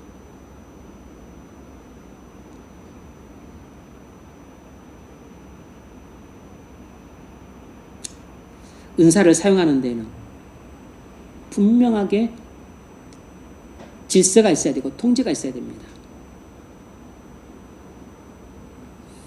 그래서 우리는 현재 받은 은사를 어떻게 내가 활용할 것인지 첫 번째 그것에 관심을 둬야 되고, 두 번째는 이런 은사도 있구나. 그래서 성령께서 나를 기뻐하시면 주권적인 뜻을 따라 내게 또 다른 은사들을 주실 수 있습니다. 그러면 그런 은사들을 또 나를 위해 쓰는 것이 아니고 다른 지체들을 위해 써야 돼요. 그리고 교회의 하나됨을 위해 써야 됩니다. 그래서 지금 우리는 은사 활용 문제를 다루고 있는 것이에요. 은사 활용 문제가 중요한 것입니다. 100가지, 1000가지 은사를 받는 게 중요한 게 아니고 한 가지 은사라도 바르게 활용하는 것이 내가 성령의 도구로 쓰임받는 데 중요하고, 다른 지체들을 돕는 데 위기되니까 중요하고, 교회를 하나 되게 세우는 데 세우니까 그게 중요한 것입니다. 그래서 머리 대신 그리스도께 이 이름을 높이게 되고 하나님께 영광이 되어서 중요한 것이에요. 그렇게 은사를 바르게 사용한다면 성령께서 우리를 또 기뻐하시면 다른 많은 은사들도 부가적으로 주실 것입니다. 어쨌든 지금 받은 은사를 잘 활용하십시오. 자기 영광의 도구로 쓰지 말고 자기를 부인하고 자기 십자가를 지는 도구로 쓰십시오. 그래서 그걸로 교회를 하나 되게 하고 세우십시오. 그러면서 여러분이 또 다른 은사들을 사모하고 열망한다면 성령께서 기뻐하신다면 주권적으로 주실 것입니다. 직접 주시든지 안수기도를 통해 주시든지.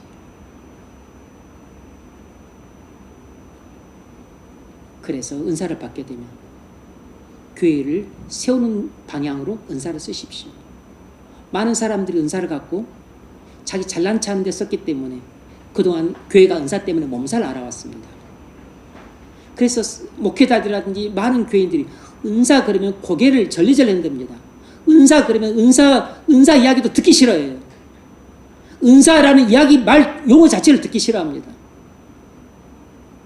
은사라는 용어 자체를 혐오해요. 왜냐하면 그동안 교회에서 은사가 잘못 사용됐기 때문에. 근데 은사는 혐오의 용어가 아니고 은사는 정말로 우리가 사모할 용어입니다. 우리는 성령을 받을 때 은사도 함께 받습니다. 그럼 내가 받은 은사가 무엇인지를 생각하고 그것을 선용을 하십시오. 그러면서 여러분들이 은사를 사모한다면 구하세요. 성령께서 기뻐하시면 다른 많은 은사도 주실 것입니다. 그러면 교회를 더 잘 섬길 수 있어요. 교회를 섬기는 지평이 넓어지는 거죠. 오늘은 은사를 받는 방식에 대해서 이야기를 나눴습니다. 성령이 직접 은사를 주시기도 하시고 안수기도를 통해서 성령이 은사를 주시기도 하세요.